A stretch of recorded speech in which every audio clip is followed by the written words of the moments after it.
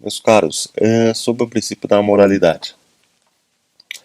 Logicamente, nós estamos aqui a tratar da moralidade administrativa. E a moralidade administrativa, a moralidade em si, antes de falar da moralidade administrativa, ela depende de dois elementos básicos, que é o tempo e espaço. Ou seja, o que é moral hoje, no dia X, pode não ser mais daqui a 2 anos. Ou o que é moral hoje, em determinada cidade, em determinado bairro, determinado local, não necessariamente é moral, não está nos limites da moralidade de um outro local, né? Então precisamos sempre fazer recortes espaciais e recortes temporais quando tratamos de moralidade. Quando tratamos de moralidade administrativa, esse recorte espacial e temporal passa a ter uma representatividade bastante interessante, porque estamos no meio de uma pandemia mundial. Ou seja,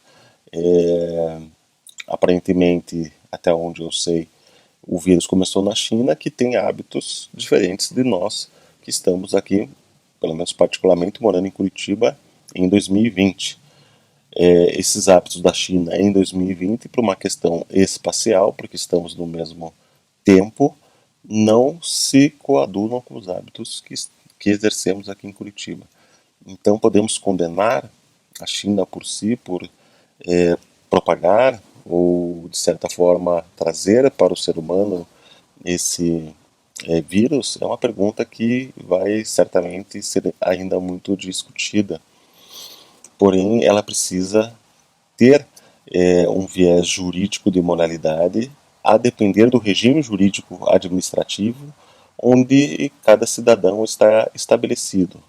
Nós bem conhecemos qual é o regime jurídico administrativo, de forma geral, da China, e bem qual é o nosso. Pelo menos aqui, onde nós vivemos, aqui conversando de novo, faço um recorte Curitiba, Paraná, Brasil.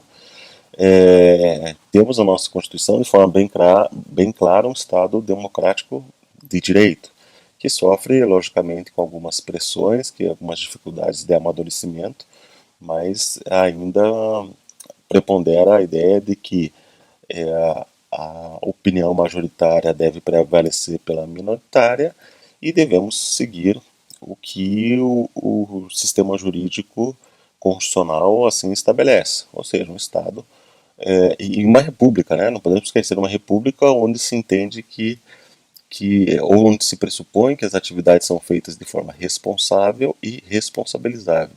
Então, nessa república, que é um Estado democrático de direito, nós imaginamos que minimamente tudo aquilo que se faz e que de certa forma não se coaduna com os valores daquela sociedade, quando estabelecidos de maneira bem clara quais são esses limites de não atingir ou de não prejudicar o próximo, que é a ideia da função social das nossas atividades, né, tanto obrigacionais como o exercício de outras atividades, como o de proteção da propriedade privada, etc.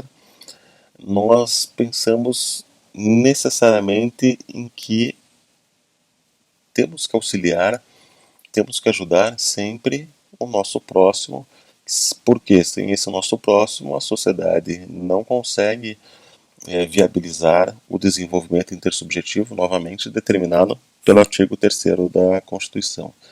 E sem isso, novamente digo para vocês, não há muito motivo para acordar de manhã, trabalhar, criar os filhos e assim por diante, porque nós ficamos um tanto quanto reféns do artigo 225 da Constituição, que determina que precisamos manter um meio ambiente ecologicamente equilibrado, não só para as nossas gerações, mas para as futuras gerações.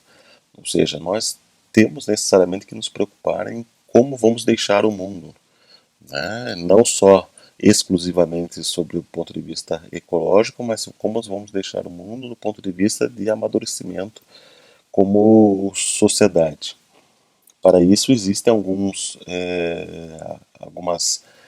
regras, metas, condições de convivência um com os outros. Muitas dessas condições de convivência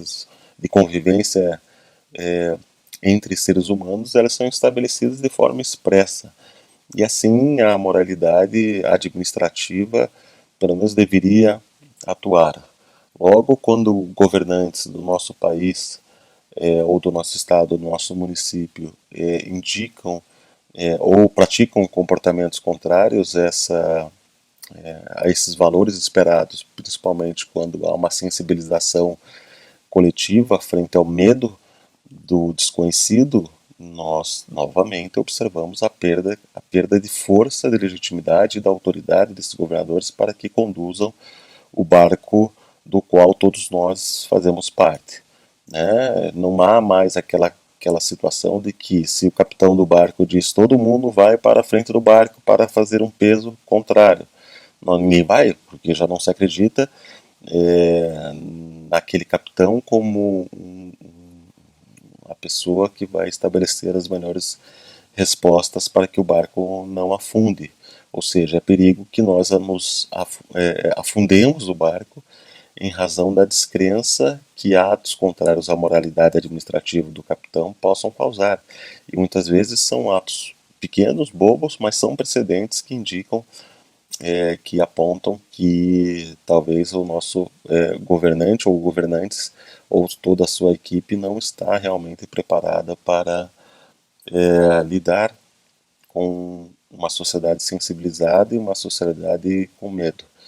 Isso é bastante perigoso porque sem um capitão desse barco, cada um vai correr para um lado e vai aumentar a possibilidade de afundar e atrapalhar todos que estão dentro do barco. Então, o filtro, muitas vezes objetivador da moralidade, está na ideia da proporcionalidade, assim como na aplicação dos outros princípios, que é a ideia de atuar de forma adequada, necessária e razoável dentro das escolhas possíveis numa situação de crise como essa. E é o mínimo que nós esperamos dos governantes. Então, se suas escolhas não passarem por esse filtro objetivador da adequação, necessidade e razoabilidade, nós começamos a nos preocupar se realmente a escolha majoritária foi a mais correta.